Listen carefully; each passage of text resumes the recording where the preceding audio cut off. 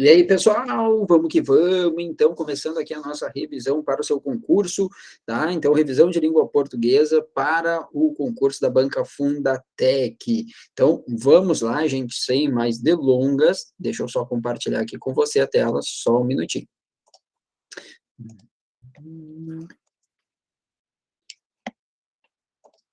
Aí, muito bem, pessoal, vamos lá então. Olha só, começando aqui a nossa revisão para a sua prova. Primeira coisa, tá, pessoal? Não podemos deixar de falar, né, disso aqui, ó, interpretação de texto, tá? Olha só, toma cuidado, porque nós sabemos que as questões de interpretação de texto, elas são, né, comumente, tá? Num menor número, tá? Nós temos muito mais questões aí de gramática do que questões de interpretação, tá? E o que que acontece, tá? Vamos fazer o seguinte, lembra que tu não começas pelas questões de interpretação de texto, tu começarás pelas questões de gramática. Por quê? Porque é um número maior de questões. Justamente por ser um número maior de questões, é melhor que você comece pelas questões de gramática para garantir essas questões e depois, aí sim, vai para a questão de interpretação de texto, tá bom? Primeira coisa, primeira dica é essa. Segunda dica, quando na questão de interpretação de texto, não esqueça de começar justamente pela leitura pela leitura da questão, não só da questão, mas a questão e suas alternativas, né? O enunciado lá da questão e as suas alternativas. Dani, por que isso? Por que eu vou começar pela questão e pelas alternativas e não pela leitura do texto? Porque a partir da leitura da questão e das alternativas, você vai tirar uma ideia básica do que trata o texto, tá? Lembra disso, tu tira uma ideia central. Imagina, você está falando ali em 4 das 5 alternativas, você está falando de Amazônia. Amazônia, Amazônia, Amazônia, Amazônia, tá? Tribo, tribo, tribo, tribo, tribo. Índio, índio, índio, índio, índio. Opa, sobre o que vai falar o texto? Sobre tribos indígenas da Amazônia, uma questão, né, de lógica e probabilidade, tá, gente? Então, você começa a pegar as palavrinhas-chave, depois você vai para a leitura do texto já sabendo qual é o tema central do texto. Facilita bastante. Fora que você vai fazer uma leitura do texto já sabendo aquilo que você está sendo questionado. Daqui a pouco vai aparecer um termo, uma expressão que você desconhece, você não vai ficar naquela coisa assim, eu tenho que entender essa expressão, eu tenho que entender esse termo, do contrário, eu não vou entender o texto. Não, você vai perceber que em nenhum momento aquilo foi questionado. Então, facilita muito a nossa vida começar justamente pela leitura do enunciado, da questão, o enunciado final e as suas alternativas, tá bom, gente? Muito bem, tá? Então, a dica de interpretação é essa. Depois, na leitura de interpretação, na leitura de interpretação é boa, né? Na leitura do texto e fazendo a interpretação, tem algumas palavrinhas que nos auxiliam na compreensão e interpretação do texto, tá? Dentre essas palavrinhas, nós temos, vou destacar aqui para você, os verbos, as conjunções, tá, gente? Verbo, conjunção, e também os advérbios, tá, gente? Então, verbo, conjunção e advérbio. Essas 3 palavrinhas aqui te auxiliam bastante, bastante mesmo, tá? Nas questões ali de interpretação de texto. Por quê? Daqui a pouquinho eu já vou explorar, uma das coisinhas que eu vou revisar aqui com você é a parte de verbos. Eu até deixo para explorar bem aqui, porque eu sei que na prova pode aparecer de uma maneira bem objetiva e prática. Então, eu já vou colocar isso para você aqui também, tá? Então, verbo pelo tempo, né, o tempo em que aquilo aconteceu, o modo, né, os modos verbais, a ideia, o valor semântico dos verbos, que é uma coisa muito importante hoje. Dani, o que é valor semântico dos verbos? Vamos lá. O que adianta eu lembrar que isso aqui, ó, por exemplo, vamos colocar aqui, ó, comprara, ó, comprara, não é comprará, é comprara, sem acento, porque comprará é futuro, tá? Por que que comprara, tá? Eu olho, e é importante eu lembrar que isso aqui é um pretérito mais que perfeito. Por que que é importante isso, gente, tá? Pretérito, aqui não tem hífen, tá? Desculpa, é só depois do mais, né? Mais que perfeito. E aqui o hífen, tá? Claro que eu abreviei aqui de uma maneira bem esdrúxula, né? Então, olha só, por que que é importante lembrar que comprar é pretérito mais que perfeito? Porque o pretérito mais que perfeito indica uma ação passada que ocorreu antes de uma outra ação também no passado, Por isso que é importante, tá? Então, percebam, tá? Quando eu tenho o domínio dos tempos verbais dessa maneira, isso facilita também um pouquinho a interpretação de texto, tá bom? Então, verbos, conjunções, toda aquela parte de conjunções que nós estudamos, né? E a parte de advérbios também. Por que conjunção é importante, Dani, na interpretação? Porque a conjunção vai te trazer uma ideia de oposição, uma ideia de adição, uma ideia de contraste, uma ideia de condição, uma ideia de resultado. Então, todos aqueles valores semânticos que nós estudamos a partir das conjunções, eles serão importantes também na interpretação textual, tá bom, gente? E advérbio, por quê? Porque advérbio indica circunstância, modo, como que alguma coisa aconteceu, o lugar, onde que algo aconteceu, modo, lugar, o tempo, né? Quando que algo aconteceu, a causa, o fator gerador de algo. Então, essas palavrinhas, os advérbios, vão nos trazer esses valores circunstanciais, por isso que serão de extrema importância também, tá bom? Muito bem, então, primeira coisa, falamos um pouquinho de interpretação de texto, tá, gente? Agora, vamos lá, vamos destacar, então, alguns aspectos gramaticais aqui importantes. Um deles, já citei, né? Olha só, sempre bom dar aquela relembrada, né? Conjunções. Não só para interpretação de texto, mas principalmente uma questão de gramática, uma questão isolada, envolvendo conjunções e as orações que elas introduzem, tá? Então, vamos lá, gente, olha só, bem rapidinho aqui para a gente relembrar, as conjunções coordenativas, né, o que nos importa são as coordenativas sindéticas, né? Tá? Até porque nas orações coordenadas sindéticas que nós teremos conjunção. Quais são as conjunções coordenativas sindéticas? Vamos lá? Ó, aditivas, adversativas, alternativas, conclusivas e explicativas, tá? Então, essas aqui, né?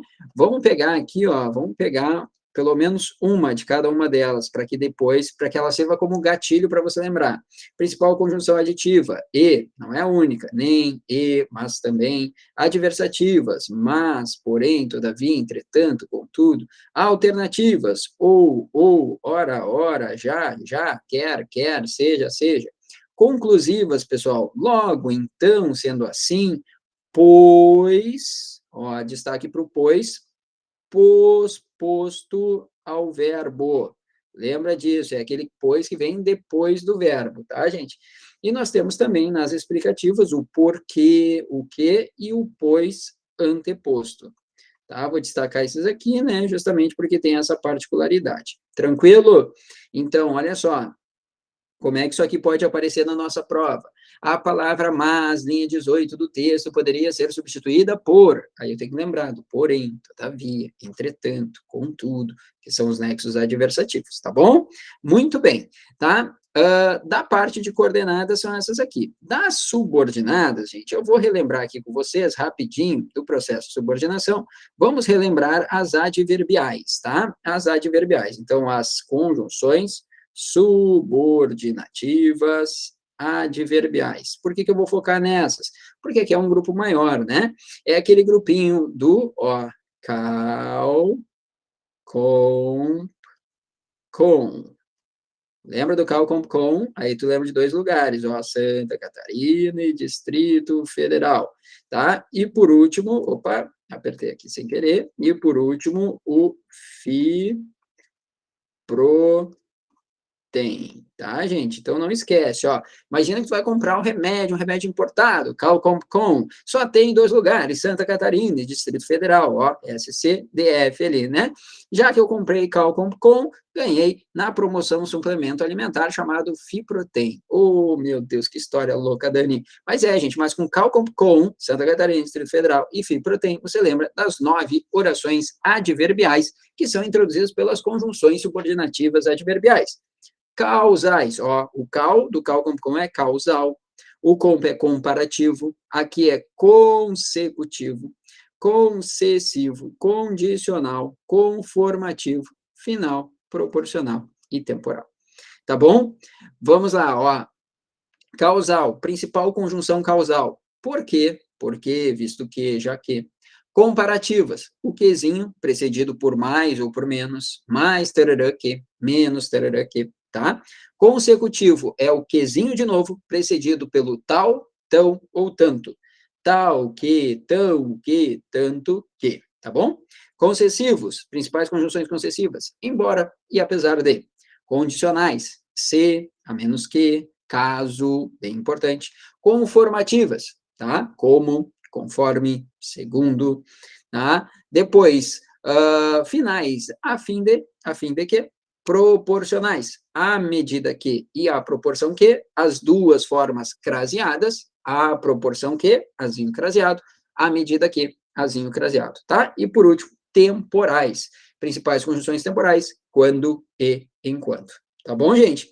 Então, lembrem dessas conjunções, porque elas vão introduzir essas também respectivas orações. E bem importante para a sua prova, tá? Pode ser uma questão de lacuna, pode ser uma questão de substituir uma por outra sem alterar o sentido, e ele pode, daqui a pouco, marcar a conjunção para você e perguntar qual é o sentido que ela está introduzindo. Tá bom? Fechou? Barbadinha? Então tá, vamos lá, vou dar um tempinho aí para que você tire um printzinho aí, enquanto isso, né, vamos dando aquela hidratada e aquela energizada, né, pessoal? Peguei um energético aqui, sugar free, né, sem açúcar, o que é bom, porque já não é muito bom isso aqui, né, sem açúcar, então, mas enfim, o negócio é dar, né, dar energia. Tranquilo? Fechou? Então tá, vamos lá. O pessoal esses tempos me viu fazendo, estava me criticando, estava dizendo, Dani, não fica tomando isso mais. Gente, é uma vez ou outra só, prometo, tá? Juro, eu fico sempre no chazinho, né? Vocês já me conhecem. Então tá, tirou um printzinho? Vamos para a próxima. Vamos para a próxima. Espera aí. Deixa eu só colocar aqui para você. Só um minutinho. Tá. Vamos lá. Aqui. Perfeito, vamos para mais uma telinha. Então, olha só, já falamos um pouquinho então de conjunções, demos uma revisada em conjunções, falei um pouquinho de interpretação de texto, tá, gente? Vamos lá, que mais? Dentro da fonologia, aqui só vou destacar algumas coisas, tá, pessoal? Vamos lá. Dentro da fonologia, o que é importante você lembrar? É importante você lembrar aqueles fenômenos fonológicos que, de uma certa forma, interferem na contagem ali de letras e fonemas. Principal deles, né, pessoal? Dígrafo. Não esqueçam do dígrafo. Dígrafo é quando eu tenho duas letras que representam tão somente um fonema, um sonzinho, né? Exemplo de dígrafo, o RR, SS, LH, NH, GU, QU, etc. Não esqueçam que nós temos também os dígrafos vocálicos, que é a sequência A, E, I, O, I, U, seguidos de M ou N. Então, an, an, in, on, lembra disso, né? Só não será dígrafo vocálico essa sequência se estiver no final da palavra ou se após aparecer uma vogal. Tá, gente? Beleza? Tranquilinho? Muito bem. Outras coisas de fonologia, Dani, que eu deva lembrar. Encontro consonantal, para não confundir com dígrafo. Lembra que encontro consonantal é quando eu tenho duas consoantes e dois sons consonantais. É o que acontece, por exemplo, na palavra pacto. Olha aqui, gente. Na palavra pacto, eu tenho um encontro consonantal, duas consoantes e as duas são pronunciadas. Então, não há de se confundir encontro consonantal com dígrafo, tá bom? Toma cuidado, por favor, tá bom? Muito bem. Tá? Que mais? Vamos passar um pouquinho, então, ó, falamos um pouquinho de fonologia, tá? Falamos um pouquinho de interpretação de texto, falamos um pouquinho de conjunções, tá? E já falamos um pouquinho também de orações. Vamos falar um pouquinho, tá? Lembrando, né, gente, aqui eu estou revisando algumas coisas, tá? Pegando alguns aspectos importantes, pensando naquilo que pode aparecer e que já tem aparecido na sua prova, tá?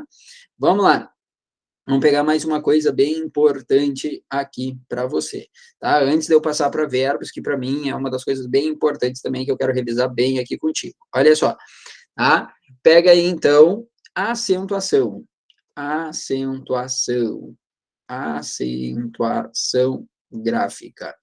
Acentuação gráfica, tá, gente? Então, vamos lá, bem rapidinho, olha só. O que eles podem perguntar, né? O porquê que tal palavra é acentuada e comparar com outras palavras que sejam acentuadas pela mesma razão gramatical, tá? Então, vamos lá. Aquelas regrinhas clássicas, proparoxítonas, paroxítonas, oxítonas, tá? Serão acentuadas todas as proparoxítonas, exemplo, lâmpada, médico, árvore, serão acentuadas as paroxítonas não terminadas naquelas terminações das oxítonas. Lembra? Serão acentuadas as oxítonas terminadas em A, E, O, EM e ENS. Tá? Isso aqui é das oxítonas. Serão acentuadas as paroxítonas não terminadas em A, E, O, EM e ENS. Só tem que adicionar a terminação AM aqui, tá bom? Então, olha só, pega a palavra casa é paroxítona, tem acento? Evidente que não. Por quê? Porque ela termina em A. Ela não pode terminar em A, E, U, EM, NS ou AM. Agora, se eu pego a palavra vírus tem acento. Por que ela tem acento? Porque ela é uma paroxítona que não termina em A, E, U, EM, NS ou AM. Tranquilo? E não descuidem das particularidades nas regras de acentuação. Exemplo, regrinhas do hiato, hiato I, hiato U, exemplo, a palavra saúde, né, pessoal? A palavra saúde é acentuada em função da regra do hiato U, tá? Tomem cuidado. E não descuidem também daquela regrinha que fala das paroxítonas terminadas em ditongo crescente, tá? Paroxítonas terminadas em ditongo crescente, tá, gente? Qual é a regrinha das paroxítonas terminadas em ditongo crescente? Tá aqui, é a regra das paroxítonas terminadas em ditongo crescente. Exemplo, olha só, vamos lá, tá? Peraí que falhou um pouquinho a caneta. Série. Tá aqui, ó. Por que a palavra série é acentuada? Porque ela é uma paroxítona terminada em ditongo crescente. História, ânsia, etc. Tá bom?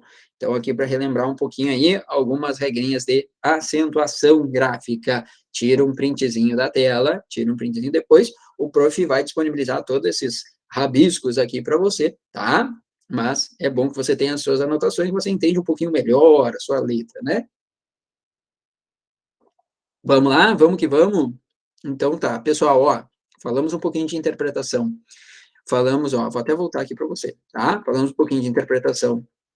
Falei, dei algumas dicas ali de como interpretar melhor um texto, de começar pelas questões. Falamos um pouquinho de conjunções. Falamos um pouquinho de fonologia. Falamos um pouquinho de acentuação, tá? Vamos lá. Mais um item interessante aqui para você dar aquela última revisada, tá, gente? Figuras de linguagem. Ah, Dani, vou ter que relembrar todas elas. Gente, o bom era que você já soubesse, né? Mas vamos lá, olha só, aquelas que mexem com comparação, principalmente a metáfora, tá, gente? Lembra que a metáfora é uma comparação subentendida, tá? Aquelas, né, que fazem certos exageros, até porque o texto normalmente é um texto literário, né? Então, vamos lá, quando eu tenho, tá?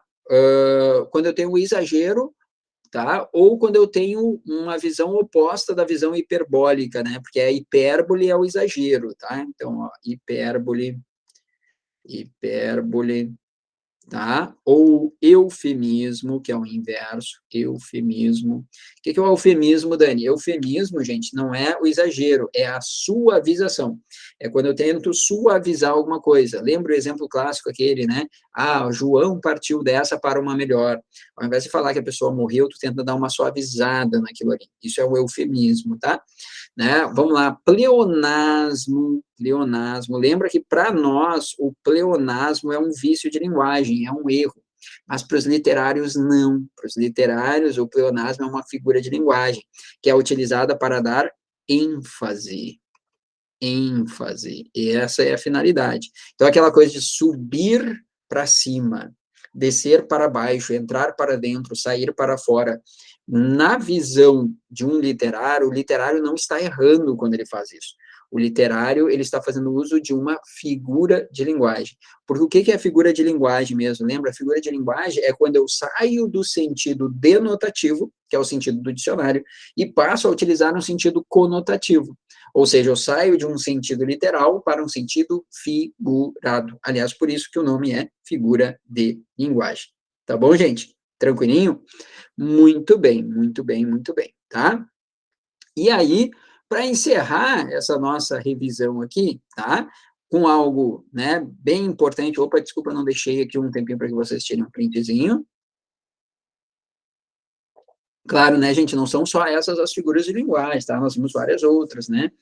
Tá? Então, tomem cuidado, tá? Então, eu vi símile com vocês, eu vi a própria comparação, tá?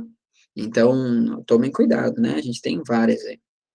Tranquilinho? Catacrese. Claro que, vamos lá, né, gente? Ó, elipse, né? Não são todas que eles pedem. Fora que, assim, ó, às vezes eles simplesmente falam assim no enunciado: assinale a alternativa em que não há um emprego de uma figura de linguagem. Ou o inverso: assinale a alternativa em que apresenta um linguajar figurado. Aí só tem que lembrar disso. Bah, é uma que fuja ao sentido denotativo, ao sentido do dicionário. É isso que a gente tem que procurar, tá bom? Tomara que caia aí esse tipo, que é muito melhor do que a gente ter que sair, né, decorando aí os nomezinhos das figuras de linguagem, tá bom, gente? Fechou? Muito bem. Então tá, agora, vamos lá, tá? Por último, porém não menos importante, eu queria nessa nossa revisão aqui, falar um pouquinho de verbos, tá? Vamos falar um pouquinho de verbos. Então, eu quero fazer uma tabelinha aqui para você, tá? Que eu tenho certeza que vai te ajudar na hora da prova, tá? Então, vamos lá, vamos colocar aqui, ó, primeiro, indicativo,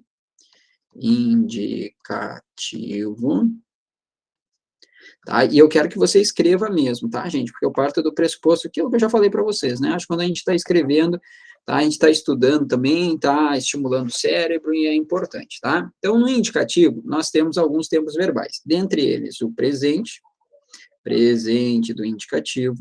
Nós temos o pretérito, que é passado, mesma coisa que passado, só que esse pretérito, ele se divide em pretérito, tá? Eu vou colocar nessa ordem, por favor, vamos lá, ó. Imperfeito, pretérito perfeito e pretérito mais que perfeito, tá bom? E depois nós temos as formas futuras, tá? Futuras, né? Esse futuro pode ser um futuro do presente e um futuro do pretérito. Muito bem. Gente, olha só, vamos lá, tá? O presente do indicativo, tá? Vamos pegar um exemplo aqui. Canto, danças, etc, tá? Bom, olha só. O que o presente do indicativo normalmente indica? Ele vai indicar isso aqui, ó. Ele vai indicar um hábito, tá? Uma rotina. Algo que se repete no presente de um determinado narrador, tá? Então, apareceu um texto, o cara está utilizando o presente no indicativo, eu danço, eu pulo, eu faço, né, eu bebo, e assim vai. A pessoa está falando de um hábito, algo que se repete no presente daquela pessoa, tá bom? Esse é o presente do indicativo. O pretérito, ele se divide em três partes, tá? O que é o pretérito imperfeito? O pretérito imperfeito, eu vou até trocar a cor aqui, tá? O pretérito imperfeito, ele traz uma ideia daquilo que nós chamamos de duratividade. Duratividade. O que é duratividade, Dani? Duratividade, das duas, uma, tá, gente? Ou é uma ação que estava em andamento, ou seja, ela tinha duração, estava em andamento no passado, ou é uma ação que era uma ação rotineira. Lá no passado ela se repetia, tá?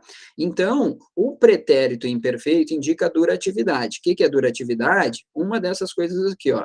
Uma rotina passada, que fique bem claro, ou uma ação que estava em andamento no passado, tá? Dani, isso é importante? Sim. Sabe por quê? Sabe como é que eu identifico o pretérito imperfeito? Eu identifico o pretérito imperfeito a partir dessas terminações aqui, ó. Terminação vá, e a terminação ia. Dançava, pulava, bebia, vendia, sorria. Tudo isso aqui é pretérito imperfeito, tá, gente? Tranquilinho? Muito bem. Quando eu tenho pretérito imperfeito, tá? Exemplo, eu dançava não, tá? Eu jogava futebol quando era guri. Eu jogava futebol. O que é isso? Eu jogava futebol. Era uma rotina no passado, certo? Muito bem.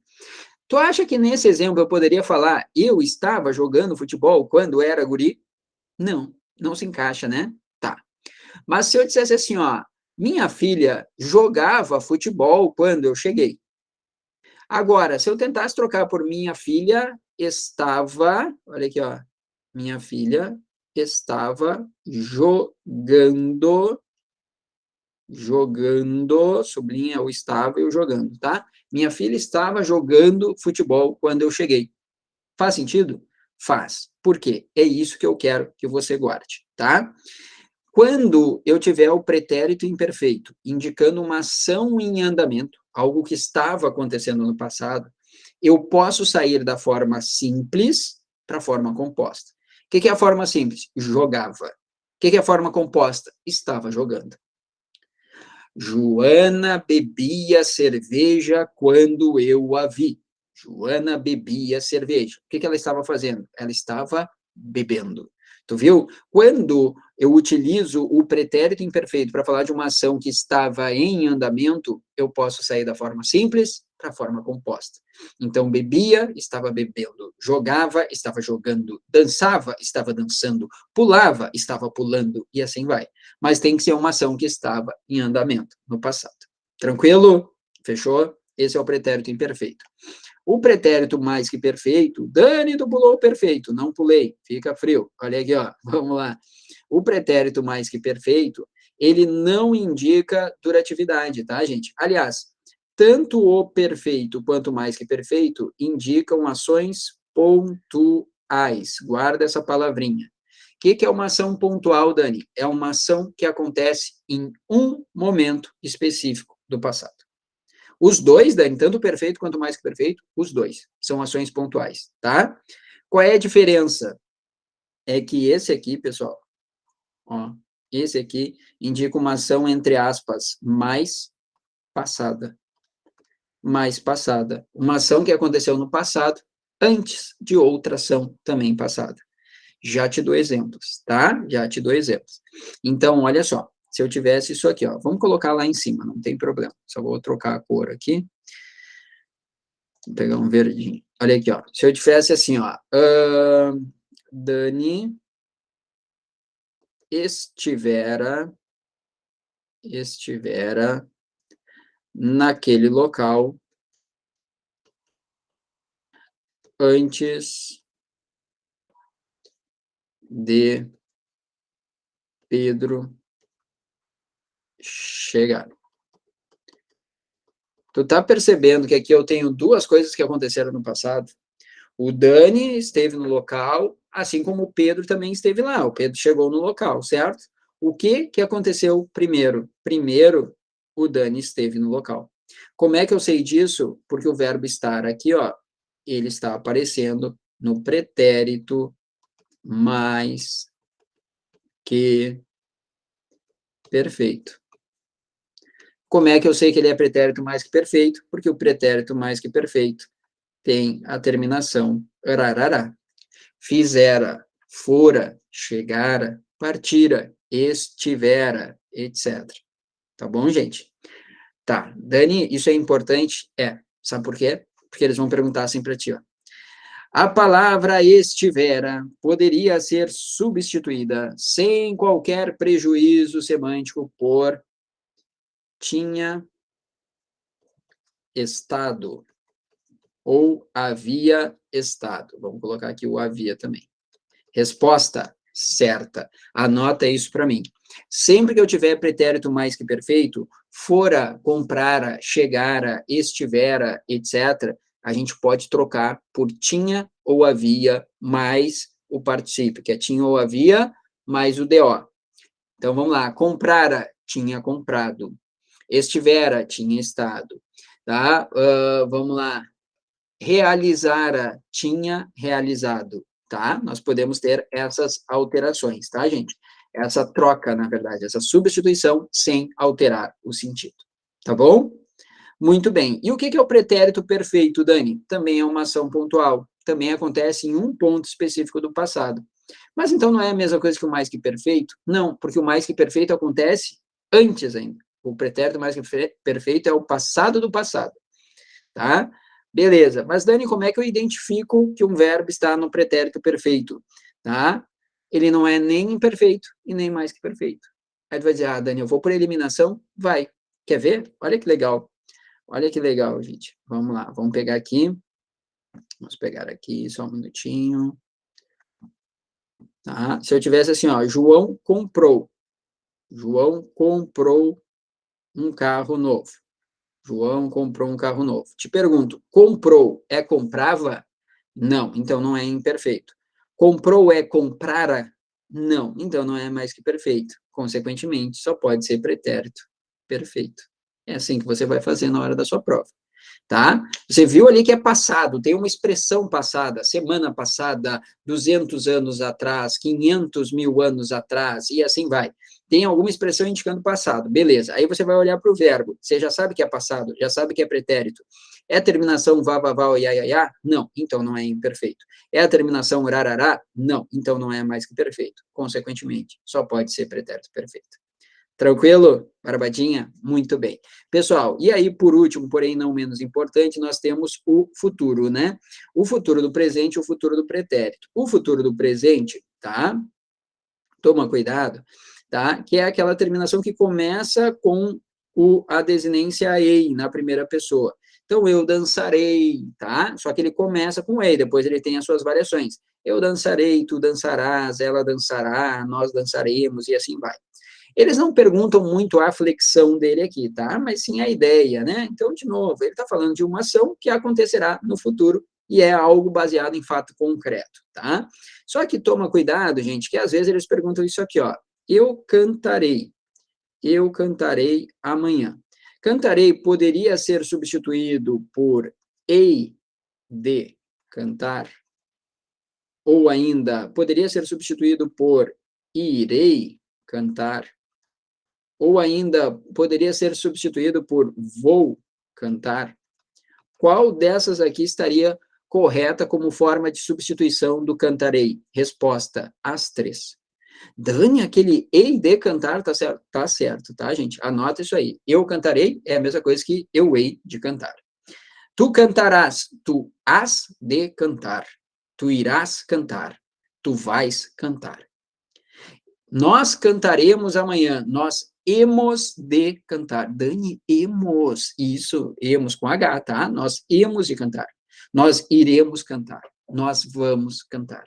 Todas essas possibilidades são possibilidades de substituição de um verbo no futuro do presente. Tá bom, gente? Tranquilo? Muito bem. E futuro do pretérito? Futuro do pretérito tem uma terminação clássica, que é a terminação ria. Ria, tá, gente? Eu faria, eu levaria, eu compraria, e assim vai. Só anota uma coisa que para mim é a parte mais importante do futuro do pretérito. Lembra, tá, gente? O futuro do pretérito traz uma ideia de hipótese, uma ideia de possibilidade. Isso aqui já apareceu em prova. Todos esses verbos, todos esses tempos que eu te mostrei aqui, nessa revisão do indicativo, todos esses verbos, aliás, por isso que eu trabalho aqui, né? Porque é muito melhor a gente trabalhar aqui, você já vai com isso aqui fresco depois, tá? Então, e é o que você precisa, tá? Então, olha só, dentro do indicativo, todos esses tempos aqui trazem uma ideia de certeza, tá? Tanto no presente, tanto no passado, quanto no futuro. O futuro do presente também é certeza, tá? Te liga. O único que não traz ideia de certeza dentro do indicativo é o futuro do pretérito. É o futuro do pretérito. Então, anota isso, por favor. Futuro do pretérito traz ideia de possibilidade, hipótese, situação imaginária. Tá, gente? Então, eu faria, eu cantaria, eu levaria, tá? Então, eu compraria um carro novo se eu tivesse R$ 1.000.000. O cara quer uma Ferrari, óbvio, né? Tá? Então, eu compraria, eu não sei nem se por 1.000.000 a gente compra uma Ferrari hoje, né? Se bem que acho que sim. Mas, enfim, eu compraria uma Ferrari se eu tivesse R$ 1.000.000. Tu viu que é uma possibilidade, uma hipótese, uma situação imaginária? Tá? Mas que pode acontecer, de repente, um dia, por que não, né? Mas, por enquanto, não é algo concreto, tá? Então, utilizou o futuro do pretérito, utilizou o iria, é uma possibilidade, uma hipótese. E te liga que, atrelado ao futuro do pretérito, nós temos a terminação SSE, tá, gente? Então, se eu fosse você, eu falaria com ela. Olha que legal. Não é se eu fosse você, eu falava com ela. Não, isso tá errado. Tá errado. Se eu fosse você, eu falaria. Se eu tivesse dinheiro, eu compraria. Se eu pudesse, eu estaria no exterior agora, tá? Por isso que a gente brinca que o SSE ria. Tem um macetezinho aqui, né? O SSE ria. Então, casando com o SSE, nós temos a terminação ria. Toma cuidado com isso, tá, gente? Pega isso aqui, faz uma tabelinha legal para você. Esses aspectos aqui são aspectos verbais bem importantes e que normalmente aparecem em prova, tá bom? Então tá, gente, olha só, o que eu queria, né, retomar com vocês nesse momento era justamente esses principais aspectos verbais aqui que vão te auxiliar, que vão te ajudar na tua prova, tá bom? Claro que nós vimos várias outras coisas, né, tá? Mas isso aqui, se você puder, tá? São questões aí que normalmente aparecem em prova, tá? Partezinha de interpretação de texto, que, claro, vai depender muito da sua prova. Para algumas bancas, um pouquinho mais de interpretação, para outras, menos. Hoje em dia, eles cobram muito menos interpretação, muito mais gramática. Partezinha das conjunções, partezinha de fonologia, lembrar do dígrafo, lembrar de encontro consonantal, acentuação, né? Principais regrinhas de acentuação, algumas figuras de linguagem e a ideia das figuras de linguagem, o que seria uma figura de linguagem, para que ela serve, isso é importante. E a parte de verbos aqui, tá? Essa tabelinha, tá, gente? Que, vamos lá, desculpem, né, toda a rabiscaiada aqui, mas de novo, tá? Se você copiou, que legal, fico feliz, porque eu sei que isso aqui é importante, isso aqui vai te ajudar bastante aí na sua prova, tá bom? Então, ficamos aqui, ó, dei até uma engasgada, desculpa, tá? Ficamos aqui nessa revisão, eu espero ter contribuído aí para o teu crescimento, né, dentro da nossa querida língua portuguesa e em outros aspectos também. Eu torço muito para que você consiga a sua aprovação, tá? E por favor, não esqueça, né, não apenas sendo aprovado, né, mas após a sua prova, tá? Traz um feedback para o prof ali, dizendo como é que você se sentiu, né, como é que foram os resultados, tá? O que vocês precisarem, nós estamos aqui à disposição, tá bom? Fé, tá? Fé, força e foco, tudo vai dar certo, tá bom? Grande beijo, fiquem com Deus e nos vemos por aí. Até mais. Tchau, tchau.